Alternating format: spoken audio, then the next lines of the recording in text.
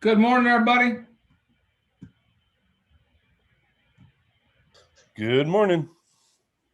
Where you at? My home office. Oh, gotcha. It's 2:30. It's not morning. Always morning. It triggers your brain to wake up. Okay. 5:30 in the morning in the Philippines, if anybody cared. So it is morning somewhere. Here we go. I'm saved by the random knowledge of Jason Thompson and the Philippines morning. So therefore, good morning. Hi, Shoshana. Do you just pull over and park on the side of the road for this call? I love it. No, I'm at the kids' school in the line. I love it. You could pick them up, take them home. How's your deals coming along? You got 3 in the pipe right now, don't you? Yep. And tomorrow morning, I'm going to go see a house with a friend of mine. And if she likes it, we're going to list her house like tomorrow. There you go. Yeah. I already talked to the agent for the house. He's in Hawaii right now, but I found it on the hot sheet. Is that what it's called? Mm-hmm. And it was canceled, but he said it was going to go back on in a few days. So hopefully he'll take our offer before it goes back on. Sounds like he said he would. So hopefully they like it. I like it. I like it. Where is everybody? Sunshine's here.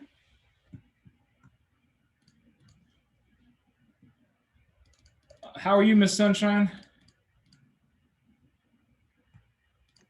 I'm doing good. Good.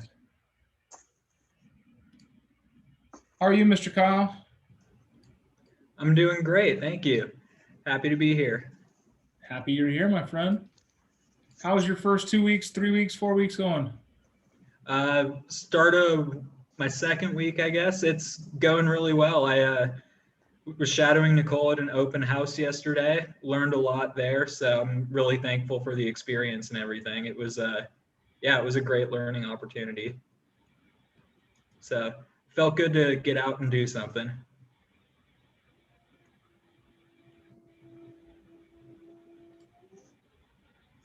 We'd like to hear that. Hey, Miss Robin, how are you? Hello, I'm doing great. Thank you. Wunderbar, wunderbar, wunderbar. Cool. We're going to talk about March. March is the new month that is here. It is March 1st. And we're going to discuss some things. The last call we had on Thursday was talking about our value propositions, our value statements. Who was on that call? Right? Okay, what was the homework on that call?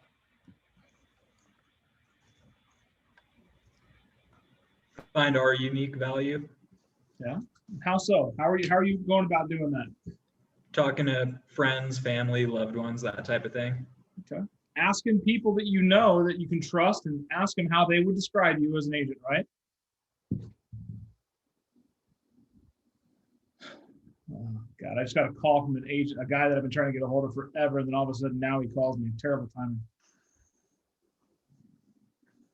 Now, what did you find out? What interesting things have you found out?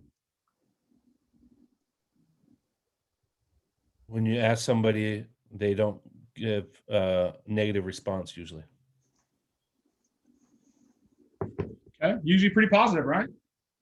Whole lot more against what your negative thoughts are. You don't suck. You are good at what you do, right? We have a ton of negative self-talk that goes into our ears for some reason. Self-defamation. I don't know why we do it. I don't know where it comes from. It's those uncertainties in our brain that create that element. How do we overcome that so that we can help define a more structured and stronger value proposition?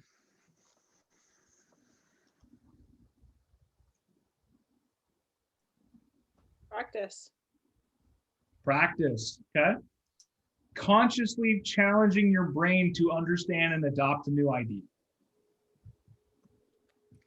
Be confident in the value that we offer. Okay. But also, how do we become confident in the value that we offer? I guess by practicing and understanding that you really are offering value.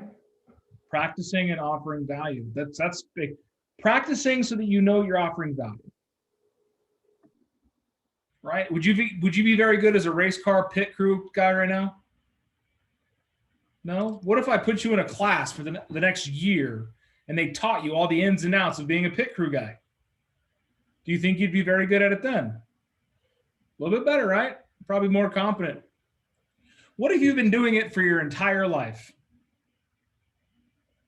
You were born with an air socket in your hand and you love the smell of fresh tires. Would you be pretty good at it? Yeah. Right? You have been born with the abilities that you possess. You are the best version of yourself. And you have the ability to outline what are those good abilities and what they do for your business. The practice, the participation, the execution on fundamentals all begins with you understanding that you're in control. So when I tell you to be a good agent, all it takes is you to tap into who you are and then practice it. It's pretty simple, right? If you learn with hands-on, should you be in a book club? If you learn by hearing it, are you going to be very good reading it from a script? No. No, God. You and me both, Jason, right? I didn't know you could spell cat that many ways. But it is on you to identify how you learn best through the help of coaching. I have agents that work, there's 3 ways to learn: kinetically, doing it; auditory, hearing it; or visual, seeing it. Who knows the way you learn better than you? So, if we don't understand something, what questions do we ask? The questions that need to help you understand it. Right? Hey, can you word that a different way? Or hey, can you show me? Or hey, do you mind having me pair with somebody to learn? There are 65 agents in this team.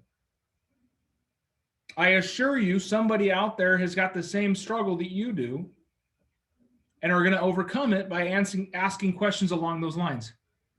Hey, you know what? I'm just not grasping blank. What do you recommend? And then the question I'm going to ask is, okay, how do you typically learn best? In my experiences, by the time you're out of high school, you can identify what your learning style is. And I can tell by your attendance record. If you didn't like the class, you didn't stay. If you didn't learn the way that instructor was teaching, it didn't stick, right? By the time we got to college, those of us who attempted college or even made it through college, we picked in our classes. If we didn't like the class, we had a chance to withdraw, right? Things were different, things were changed because we got to pick and choose our learning vessels. Don't forget you can do the same thing with real estate. If you learn better hands-on, then partner up with some agents and let's get together and do some hands-on thing. I want to do a hands-on buyer consultation at the KLP office soon, probably next week. So do we want to do that Monday or Tuesday? If you guys want to see written things, I'm creating a written process of how you work with buyers. I'm redoing it all.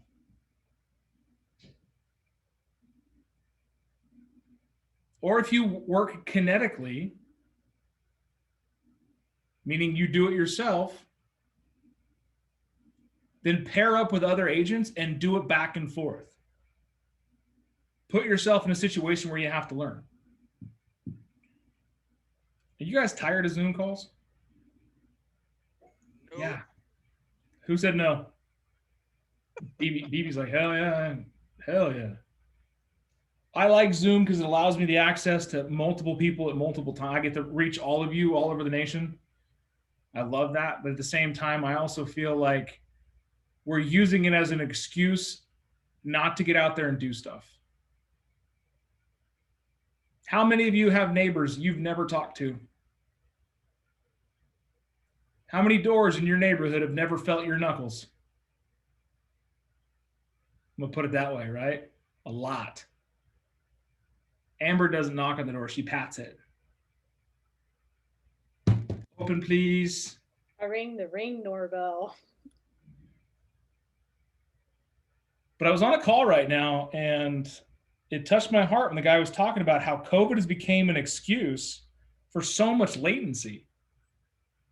So many people are using COVID as an excuse for being lazy, for not doing shit. I ended a lot of calls that no matter what elements I give you, show you, teach you, expose you to, nothing is going to work unless what? You do it. You implement something. You do it. You do it. Nothing anybody will teach you will work unless you do the work. Okay, raise your hands. Be honest with, if I made your life easy, if I just handed you a lead right now and said, here's a seller, go get it. Right? It'd make your life real easy, right? And then come next week when you're waiting for your lead to get handed out, you don't get one, what happens? Nothing. Nothing. Or That what happens if I spend that week showing you how to go find a lead, giving you options and opportunity to go get a lead, helping you develop an ability and skill set to do so? What happens? Teaching them how to fish? Okay, here's Mike teaching you how to fish. What were you saying, Letha? Yeah, same exact thing. Teach you, you give a man a fish, you feed him for a day. You teach a man to fish, you feed him for the rest of his life. For the rest of your life. Who got into coaching? Well, most of you were voluntold because you're new agents, but we don't let people fail. Who got into this to not make real estate a forever thing?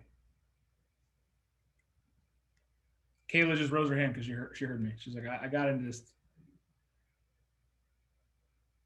Right? Nobody got into real estate to punch a time clock. Nobody got into real estate to wake up on Monday morning and go, oh, if I'm late one more time, the boss is going to be mad. Right? No, I'm going to touch some hearts on this one. Nobody got into real estate to have somebody throw surgical equipment across the room. Nobody got into real estate to use their rank to get something done. Nobody got into real estate to deal with fucking politics and bureaucracy with the county. Right? No one got into real estate to listen to engineers babble on about shit that doesn't matter just to prove an ego. People get into real estate to create freedom, to create flexibility, and to create absolutely untethered income. Ultimate freedom. What happens tomorrow if you wake up and your neighbor says, hey, I got a friend that wants to sell his $1 million house. And your friend's like, I'd like to buy it. And you get to pair both those deals together. What did you just make? $28,000.67, I think it is. Yeah, something huge. Right? $30,000. Maybe even $60,000 if you got both sides of it. If you got both sides, that's $60,000 and all you did was answer your door. Does that happen in real estate? Yes, it does. Does that happen at McDonald's? Yes, it does. That happen working for the government? Does that happen anywhere else? Maybe drug running, maybe. What I mean by yes, meaning there's always opportunities everywhere. You just have to make them. But I will assure you, as the sun is hot, that more people know you're in real estate, the more potential you have of that situation happening. The more potential you have of someone waking up one day and going, Letha sells houses. We need to sell our house. Letha, can you sell my house for me? What's really sad is I had a neighbor, my neighbor's neighbor had them over for dinner, and I would have never met them if I didn't go to dinner to my neighbor's house. However, it's funny, I actually had more in common with them than my actual neighbor. You guys got to talk to people, make friends. Right? This is blowing your way, right, Sunshine? Who would have thunk? Who would have thunk it? I was at a soccer game on, was it Friday? Saturday? Saturday. Heather's playing soccer. We get there super early, and one of the other teammates is there talking about how they're getting their house ready for sale and all of this shit. And I look over at Heather and I just give her the look like, really? One of the teammates on your team is selling their house and they're not using you. Heather's a licensed realtor as well, if you guys didn't know that. And she's like, oh yeah, I already gave her hell about, not using the only realtor on the team. And then I said, did she know you were a realtor? She's all, no, she didn't. Okay. Bad on you then. Not bad on her. You can't be mad at people for using a realtor if they don't know you're a realtor. Right? How many of you have a friend that has bought or sold a house since you've gotten your license and did not use you? The rest of you don't have your hands up, don't talk to your friends enough. I guarantee you're going to find somebody out there in your friends list that has bought or sold real estate this last year, and you did not get that deal. I did, but they went ahead and went with another agent and told me about it after they had completed the purchase. And it was a terrible transaction, wasn't it? And the thing was, I was reaching out to them. They were dodging my calls because they didn't want to tell me they were using somebody else. Jason's own brother, idiot. That's what he said in the chat. My own brother, but he's an idiot. So. But at least you tried, though. At least you're trying to engage and make contact. I mean, you can't force everybody to sell with you, or buy with you. But as long as you're doing your due diligence and getting yourself out there, that's all that really matters at the end of the day. And that's exactly where I want to get at, Amber, is it doesn't, and we can't win them all. But if you win 1% of the ones that you know, you're going to get there. What do you need from me to gain the confidence to get out of your own way? Because I'm looking over the numbers. I've been sending out the number requests random, like one was on Saturday, one was Sunday, one was Saturday, one was Friday, just to see who would respond the most to them. So it's about the same level of engagement when you're inputting your numbers for the week. When did you, I didn't get, normally I do get them, but I haven't gotten any of those. That was sent out on Friday. Right. But that's what I'm saying. I haven't, because I try to give you my numbers every week, but I have not seen that one. I'll go back and look, but I'm pretty sure I didn't receive it. I missed this Friday too, I think. My point with all that is if you guys aren't reporting your numbers, do you know what they are? How many contacts did you have last week? How many appointments did you set? How many appointments did you go on? How many contracts did you write? Okay, now let's ask some questions you might know the answers to. How many Netflix shows did you watch? How many beers did you drink? Right? These are all things like we make conscious choices every day to be productive or not to be productive. And it's very easy to waste hours a day. You had something, Ms. Letha? I'm gonna go give my client the keys to his new house right now. We close today. You guys have a great day. Congrats on your closing. Congrats. Thank you. Have fun. All right, we'll see you guys. Bye-bye.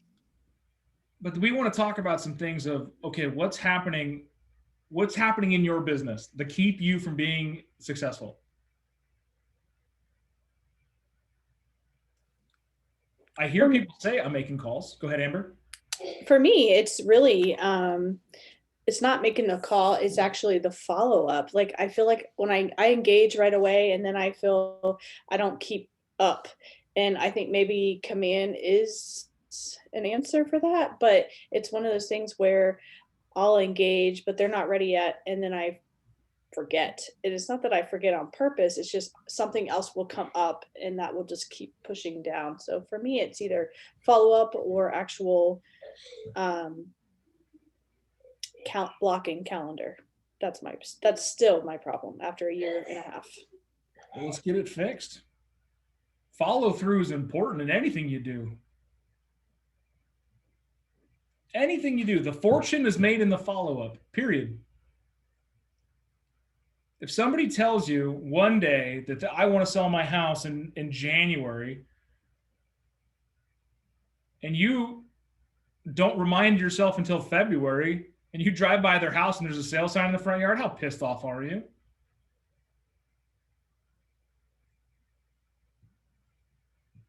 Right now, there's a whole lot of CLR. So what's CLR? CLR is COVID listing reluctancy. COVID listing reluctancy. COVID forced us to be reluctant a lot of things that we do. And right now, we don't have an inventory problem. I hate to tell you this. I'm going to probably shake the water a little bit. We don't have an inventory problem. What we have is a failure to execute. If you were to go door knock 100 doors a week, every week, you would have so much business you wouldn't know what to do with it. I don't know. I do. I live in one of the most desirable neighborhoods in the Northwest. No HOA, large yachts. You can put RVs in them. People don't care. How many people do you think have ever come to my house and talked about real estate? 0. Right? And they don't know I'm a realtor. Mm-hmm. How many people do you think called and asked me about real estate? And my number is extremely public. It is my phone number, my name, my address. Very easy to put together. Yeah, you can look them up. How many phone calls do you think I've taken in the last year about selling my house, which is highly desirable?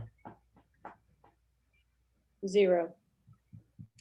And in the last year that I've owned this house, how many emailings or how many mailings do you think I've received on how the market's doing or how to sell my house or anything like that? 0. 1. I've received one shitty little postcard from an agent that looked like a toddler stepped on it and there was paint on the toddler's foot. And I'd never heard from her again. I don't even know what her name is. Why do you think that is? Because I get a call daily, a message that's so cheesy, I can't stand it, asking me about cash offers or whatever. I mean, I get them all the time. So why do you think you don't? Certain neighbors, I don't know. So Dan, there's neighborhoods all over the city. I better start come door knocking at your house, neighborhood. I was gonna say, Dan, so when would you like to set up an appointment so we can get together and talk about selling your house? You're gonna have to be a hell of a closer for that one.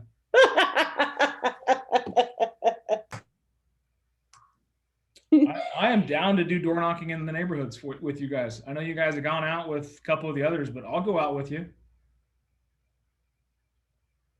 Who wants to go door knocking with me? I'll jump on that instantly. Right? What's different about me door knocking than each other door knocking? Let's go.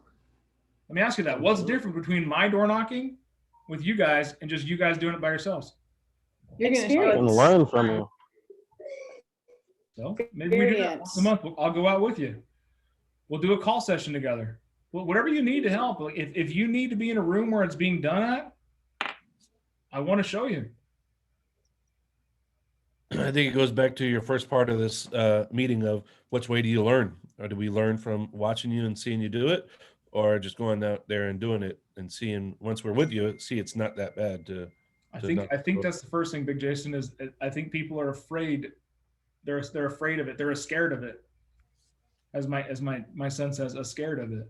I'll be the first to admit I've not door knocked. Well, I have door knocked on open houses and if I have a listing, which I will be doing in the next couple of days because my listing went live. Well, we'll be live tomorrow. So, but I have a reason to knock on their door. Well, I do have a reason. I just haven't found my reason to go knock on, just to door knock when I don't have anything pending or active at that point. Cass? Something I found that works is come from contribution. Don't just go door knocking to get a listing. Go door knocking because you're doing something for that community, and then you get a lot of response back that way. Yeah, that's not for me. No, it's not always that way. It could just be for the process. Hey guys, I want to talk about real estate and I need to talk to people, so I'm door knocking this neighborhood. Who do you know that's showing signs of want to live in this neighborhood? Like, who wants to sell? Who wants to get away? And you can even ask them the funny question of, who do you want to move? I'll go talk to them first. Right?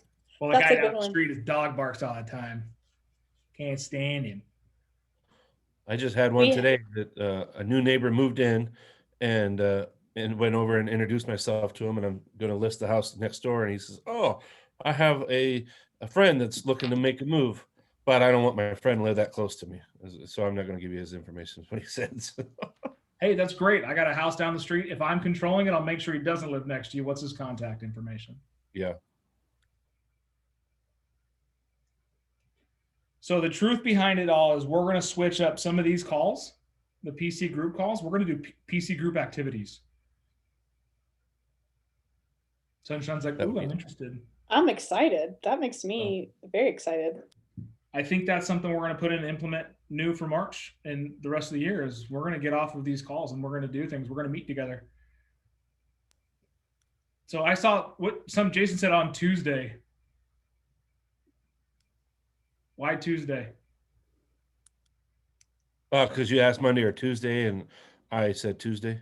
I should have said Monday or Thursday because those are our PC call days. Let's do Monday. Begin the week with an appointment. So next Monday, buyer consultations. Right? Buyer consultations or door knocking?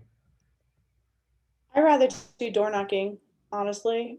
I mean, buyer consultation's good too, but I don't know. What is everybody else thinking?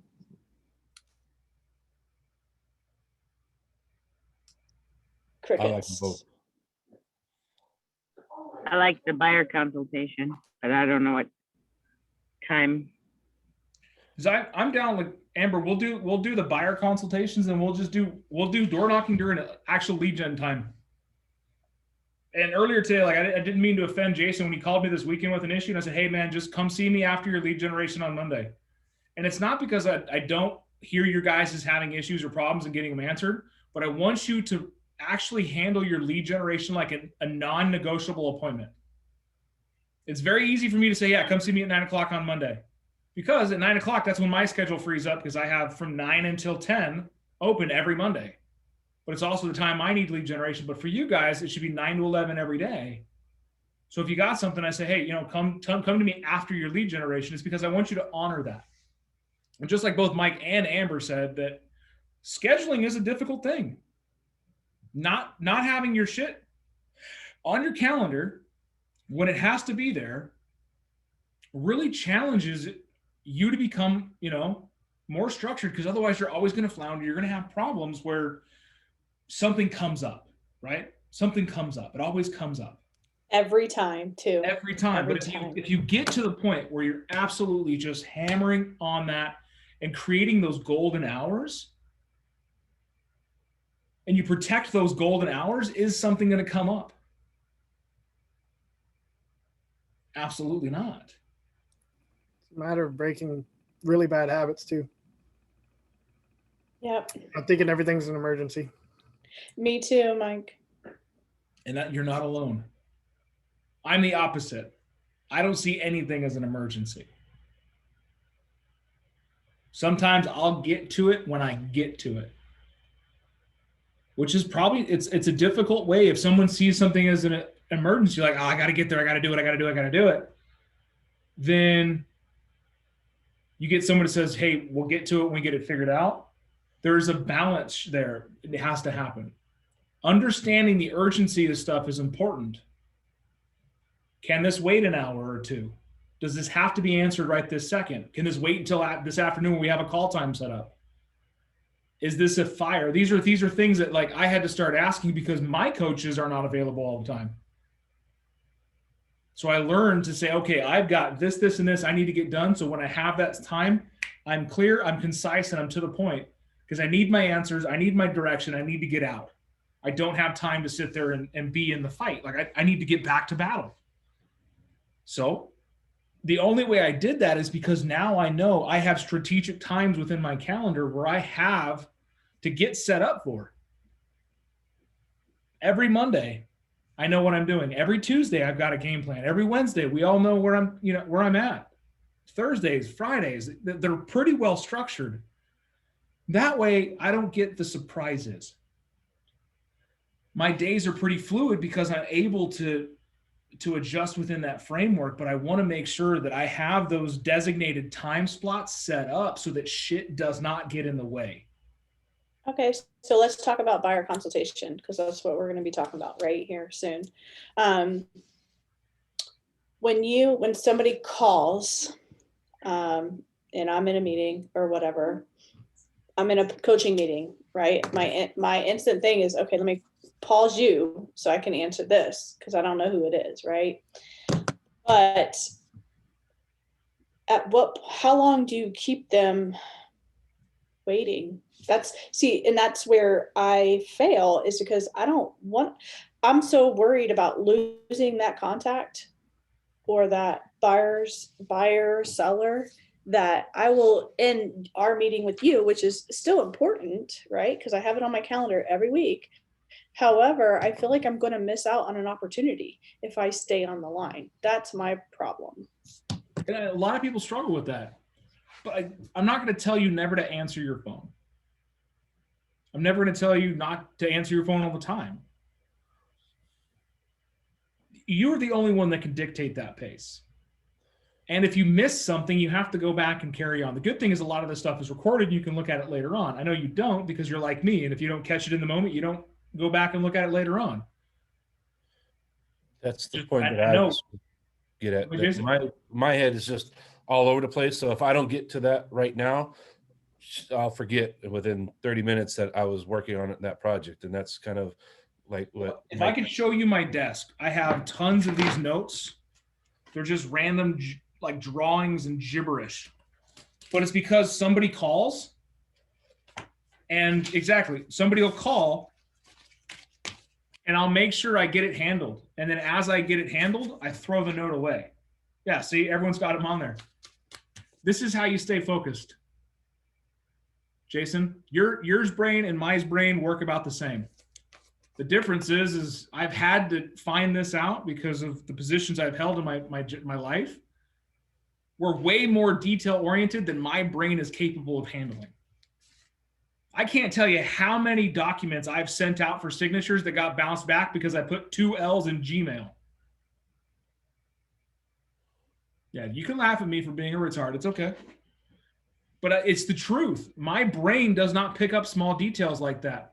However, if somebody says X and in 6 months from now they say Y, my brain goes, hey, something's wrong, something's off. I am not a visual person. I can't read the information because words and numbers jumble together. But if someone and I are having a conversation and something shifts, or if I'm doing something, they tell me to do it a different way, my brain goes into haywire. It's like, whoa, whoa, whoa, whoa, something's off, something's wrong, something's different.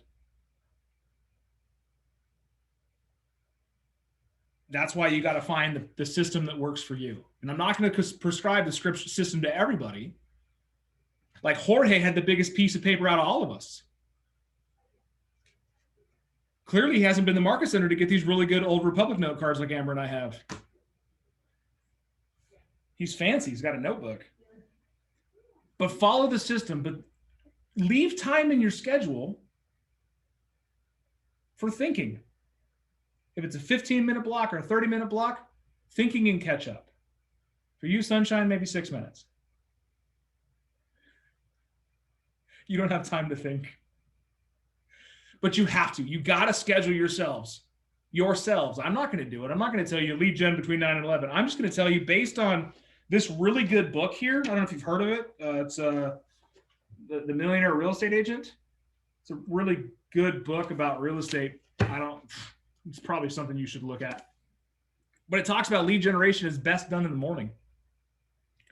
And they schedule it out between 9 and 11 because between 8 and 9, what are you doing? Preparing on a script call. So this is how the schedule works. Between 8 and 9, 8 to 8:30, it's scripts and role play. What's on our calendar every morning at 8 o'clock? Scripts and role play. Weird, right? Between 8:30 and 9, it's preparing for your day. It's preparing for who you're going to call, what lead generation activities you're going to do. If it's door knocking, you're getting your materials together and you're getting out there to the neighborhood.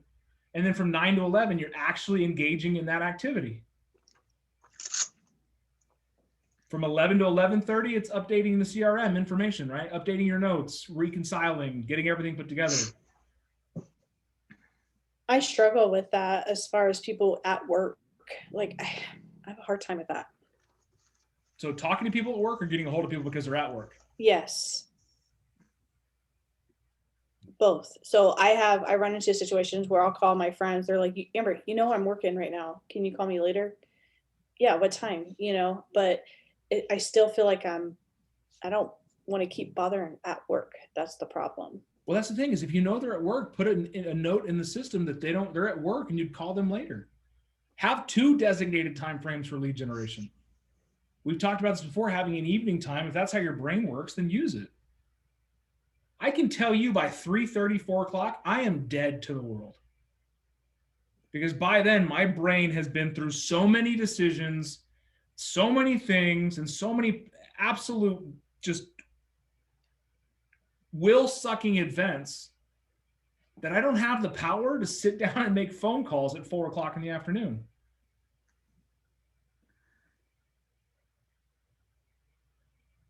And then I got Robin's message in the notes there. It's something I'm sure we all can identify as her thinking times when she goes to bed. Everything is swirling through your brain. What if you set up a thinking time 30 minutes before you're supposed to wind down for bed? You take out a piece of paper and a notepad and you write down all the thoughts that you have and the stuff that's not done throughout the day. Is that going to help you sleep or is that going to stress you out for tomorrow? It's going to help you? Stress. It's going to stress Mikey out. It would sure as hell stress me out. Well, I'm thinking about it anyway. And so, I like to be organized and know like, okay, well, tomorrow I'm going to deal with this. And then sometimes when I'm laying there, that I come up with ideas of like how I'm going to handle it. Okay. Whatever. And this is like, there's no general thing for everyone. You guys have gotten emails from me at 3 o'clock in the morning, if not earlier, right? You know why that happened? Because I woke up in the middle of the night with my brain saying, hey, you didn't do something, get out of bed. The other morning, every day, you guys know I work out 4 times a week now. It's part of my GPS. I have to send Kristen Cole a photograph of me at the gym 4 times a week, or it costs me $100 per day. Nice accountability you got going on there. So the other day, this was, I think Tuesday last week, I texted her at 2:38 in the morning. She texted back at 4 something or 6:20 something. And she goes, what were you doing awake at 2 in the morning? And I said, I had forgotten to send you that picture yesterday. Your brains are extremely powerful devices. They can bring you out of a dead REM sleep and make you send a text message and then go right back to sleep. Or they can make you wake up at midnight and not allow you to go back to sleep until 10 o'clock the next night. Because they're so hardwired for getting things done and you have to control your own brain too. Trust me when I say, if you start putting thinking time on your calendar and you sit in a comfy chair with your notepad and you shut off all distractions, it'll allow you to dump out a lot of the things that are on your mind. clear through the fog, write down what's important, and then create a plan of attack. I do a nightly recap where I kind of, right before I go to bed, I run through the day's events. I think about the things that I did and did not do. And then I don't sleep all night. Clearly, it wasn't working. So now I do that shit at 4:30. Because at 4:30, if I come to find out that there's some stuff left undone, I've got a few hours to get it knocked out. And then come 8 o'clock, when I turn off all my electronics, 8:30, I shut off the TV, I shut off everything. I even tell Heather, babe, it's bedtime, and she gets mad at me. Because I know it takes me about an hour and a half or 2 hours to just decel to sleep. Now I no longer have that mind fuck that's happening at night where I'm thinking about all the things that I did not get done. Because I did that at 4:30. And that's also why it's part of our schedule. As an agent, from 9 to 11, we're lead genning. From 11 to 11:30, you're updating your CRM, getting things in place, getting your notes in the system. Then you go to lunch. You come back from 1 to 2 o'clock. You're doing, social media stuff, other lead gen activities like sending note cards and postcards and stuff like that.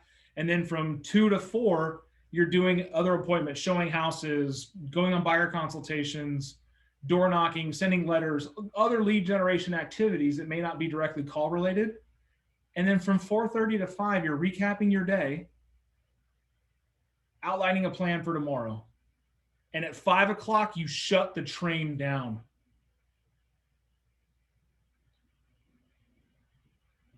Because what is our value statement?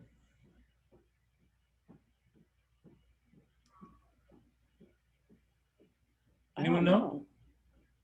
Family, what do you mean, God, family, and then business? Is that one? God, family, and then business. 5 words that will dictate your life. Whatever you believe in it full-hearted. Let that be your guiding light. And then family will always come before business. So if you have a schedule where you sit down at 5 o'clock, you have a hard dead stop at 5 o'clock, and you know at 5 o'clock you need to be at family time, are you going to dilly-dally with the shit at 3 o'clock? Or are you going to be hyper-focused to get stuff done so that you can be off the clock and with your family at 5 o'clock? And then I get a lead sign or a sign call. What next? What do I do? Sometimes you got to flex within the framework. And that's sometimes you the take your hubby to struggle. lunch in the middle of the day and have beers with him. Yeah, that was awesome. It goes back to the flexibility of our business. Without the discipline, we can't have the flexibility, period. Do you think if my mom called me right now and said, son, I need you to come home right now, do you think I'm going to wait and clear it with my boss? No, family comes before business. But if I'm sitting at the house with my slippers on and I get a phone call from one of my clients saying, hey, Dan, I got a question about something. I really need help right now. Do I not pull out my laptop and say, send it to me, let me review it? But there's other times where I'm literally not able to answer. Hey, I'm out in the desert right now. Can I talk about this on Monday? Right? I've had some of those conversations. But the ultimate freedom comes from the flexibility that is discipline. It sounds weird. It's really counterintuitive, but when you structure your day in a manner that is very structured. Now, I'm speaking general terms here. For those of you that are dual career, I know that your other jobs are going to take precedent and you're going to have a hard time scheduling in the same time frame. If you're able to identify what your schedule with that job is, you can work around it with your schedule to real estate. Because after all, it's your business. If your lead generation needs to be from 6 to 8 at night, and then you want to have that 8 to 8:30 to recap the day and then doing the weekend stuff, that's the choice you made to be a realtor and carry another job. But set the schedule. If you don't set the schedule, your calendar will run your life instead of you running your calendar.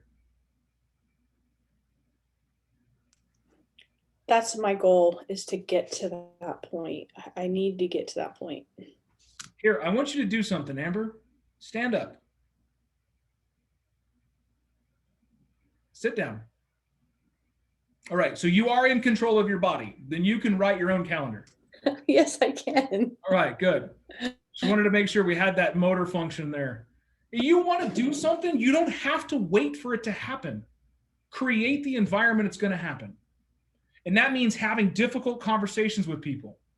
Honey, this is my call time. Can I get back to you at 11:05? I'm sorry, this is my time. I need to do lead generation. Can I talk to you at noon?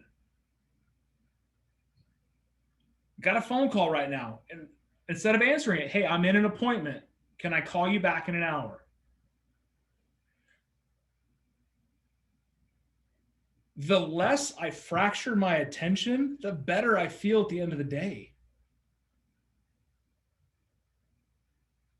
I don't know if you've ever tried to cook dinner, done laundry, clean the house, pick up the dog poop, make sure the pool is clean, wrangle a 3-year-old, and make sure that your girlfriend's happy all at the same time successfully.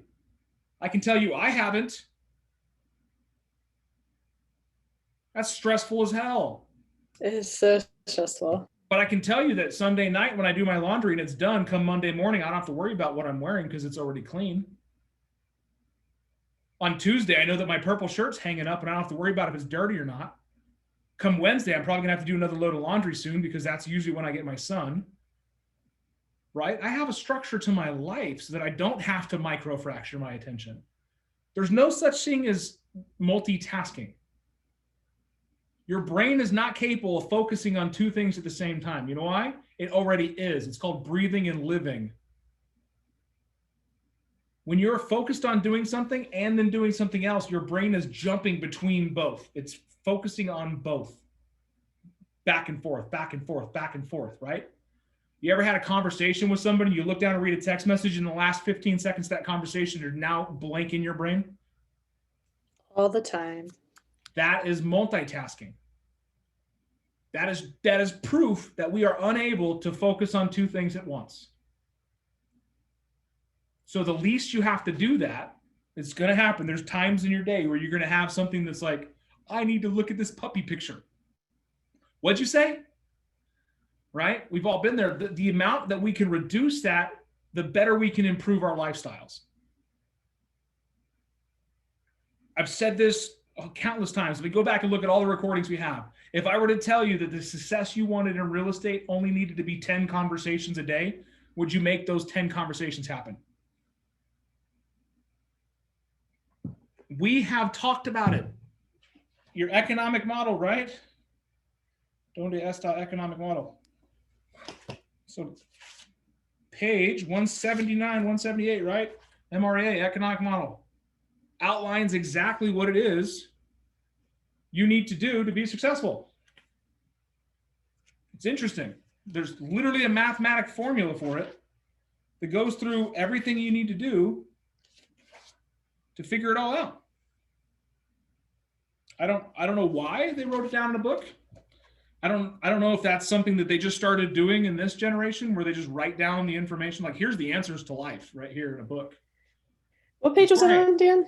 That was 179 was that page for just going through that, but having the actual economic model. If you're looking for the exact economic model, we have a worksheet in our shared drive information, but also it's page 131 where it's actually the math triangle to it.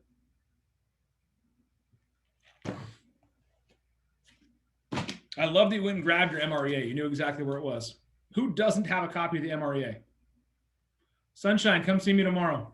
Oh, actually don't. I'll be in Sierra Vista. Don't see me tomorrow unless you want to drive to Sierra Vista. No. When can you come to the river office? What day are you there? I will be here for an appointment Wednesday morning and then go pick up my son. So I'll be here in the morning on Wednesday. Then I'll come Wednesday. If I'm not here, I will make sure there's one for you on my desk. Okay. Because it's that important. I buy them in bulk and give them away. Half of my fortune is spent in books that I can't read because they're not audible. So Jason caught the joke. So for those of you who have the MREA, I want you to turn to page 262. So I'm gonna give you a second to go find your copy. If you don't have it. Okay. Page 262. Sound like a preacher. Now everyone turn Yes, you do. page 262. I wasn't gonna say it, but you totally sound like a preacher. 262 points to remember. So, you guys got it? Head shakes. I'm going to ask for you to defile your book. And I want you to write the words, "Am I willing?" at the top of that page.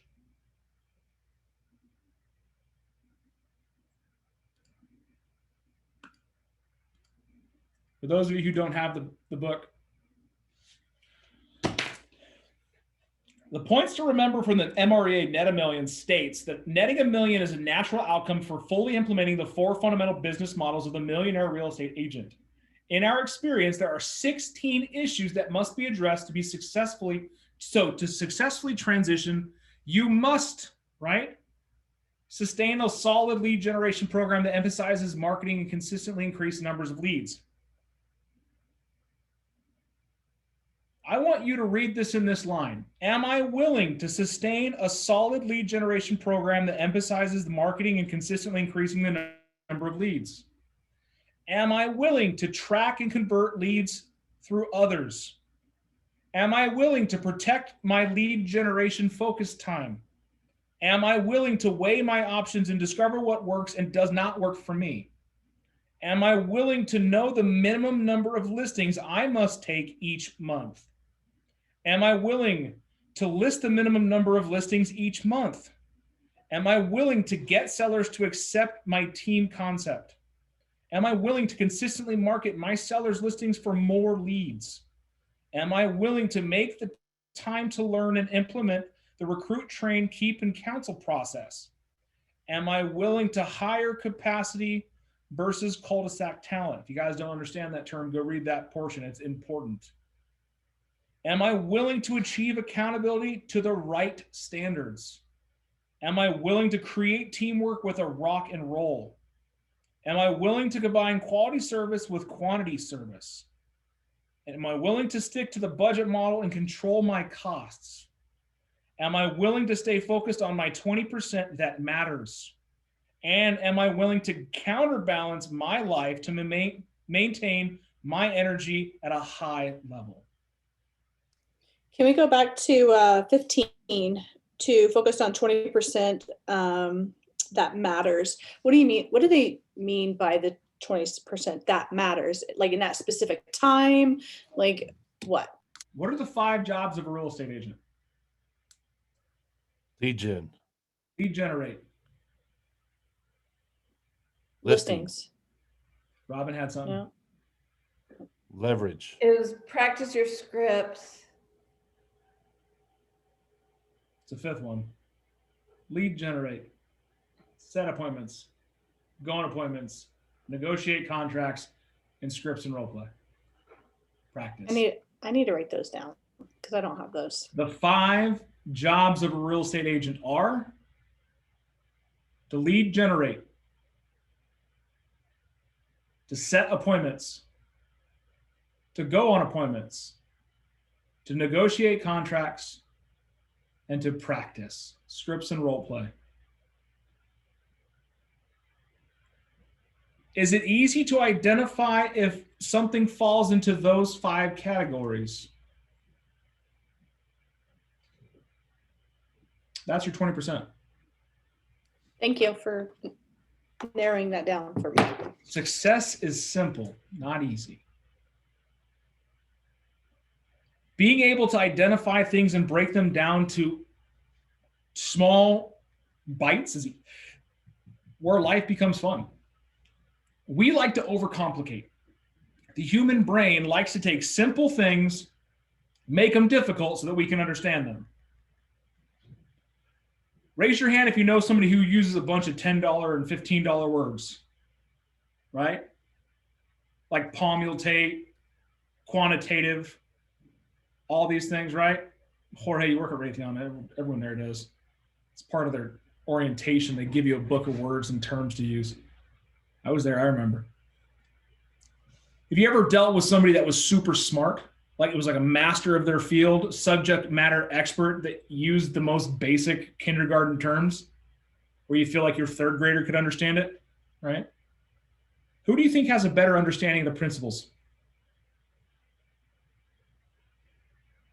Someone who can explain it so everyone can understand. Genius is the ability to take the complex and make it simple. Ego is the ability to take the simple, make Layman it complex. terms.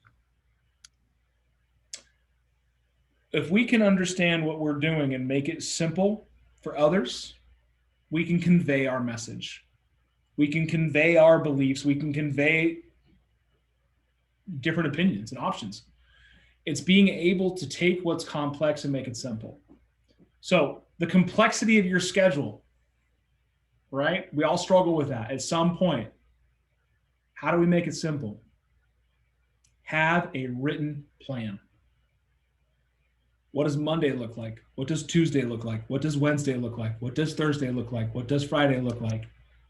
Including Saturday and Sunday, if you need to. Do you write it down or you actually have it in your computer? Here, I've shared this. Because I have multiple calendars and then I have my phone calendar that's not with my calendar on my computer. And then, I don't know, maybe I'm just all over the place, but.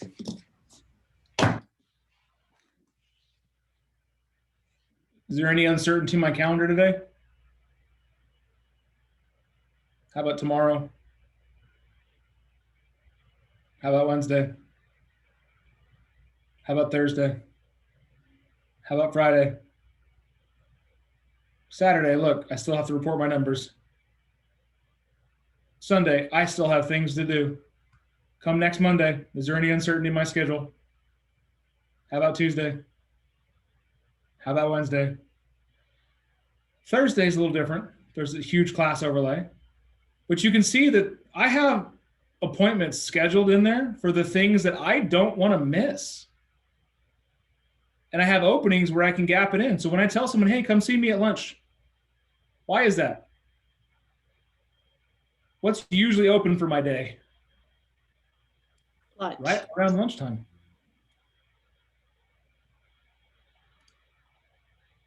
Whatever works for your schedule. And I want you to keep in mind that my lead generation activities are a little different than yours. I lead generate for agents to talk to and bring into the company, as well as following up on some of the deals I've got. You lead generate for people to talk to, but there's no difference. Lead generating, setting appointments, going on appointments, negotiating, and scripts and role play.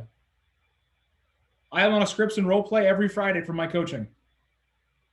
I'm on a scripts and role play partner every Thursday morning with another PC coach. I have scripts and role play with you guys every morning for our coaching program, right? That's part of my 20%. That is a calendared event that I do not negotiate. How many times have I missed an 8 a.m. script call? 3 times, right? 3 or 4 now? Very few. I'll pull over on the side of the road. And the only times I've missed them is when I didn't have service.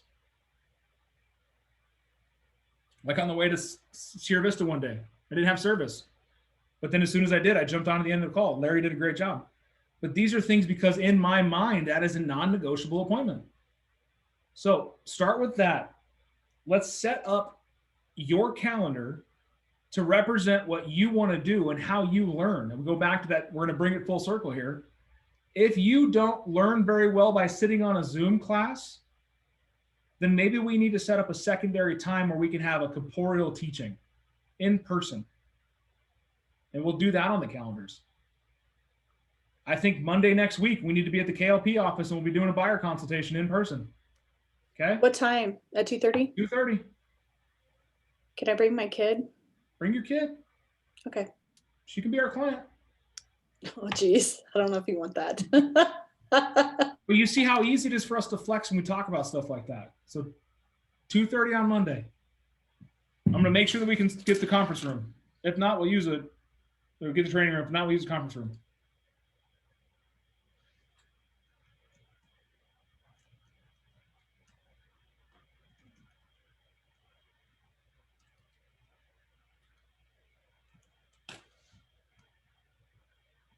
So just like that, set up. Door knocking. We can do it Thursday. We can pick neighborhoods. I know that Jacob and his crew go out at 10 o'clock on Thursdays. Right? We'll find out if he's doing it and we'll just join him. It's like bringing artillery to a water fight. Right? 10 of us show up in a neighborhood and knock on doors. It's going to make an impact.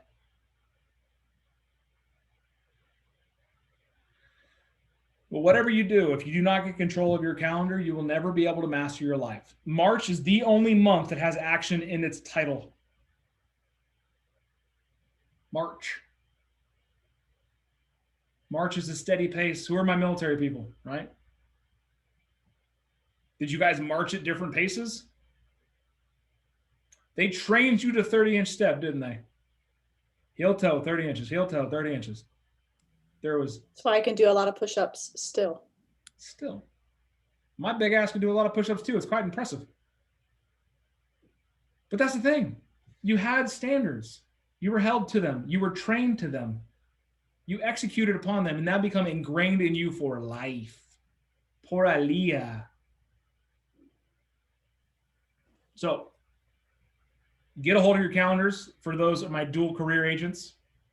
Find a schedule that works for you and your other job, but also keep in mind that you have a family to love on. And when you say yes to something, what are you saying no to? Your family.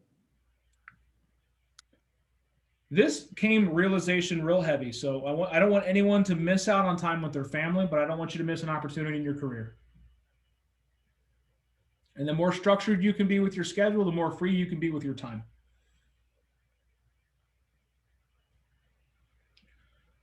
Think about it. How would your life be different than all this time? All these years you've been in real estate, these months, days, and weeks, all these years, you had done lead generation 2 hours a day consistently for all those days. Where would you be? On vacation somewhere. Think about that. Think about that. What have you cost yourself by not doing this? What stress, anguish, pain have you cost yourself by not having a formalized schedule? And if you want to share it and you want some insight, send me a screenshot. Should be pretty simple. Thanks for hanging out with us, guys. Thursday, we're going to be Zoom again. 2:30 on Thursday, Zoom again. But then, like I said, Monday, we're going to be I already got confirmation. We'll use the training room at KLP on Monday at 2:30. Buyer consultations. Spread the news.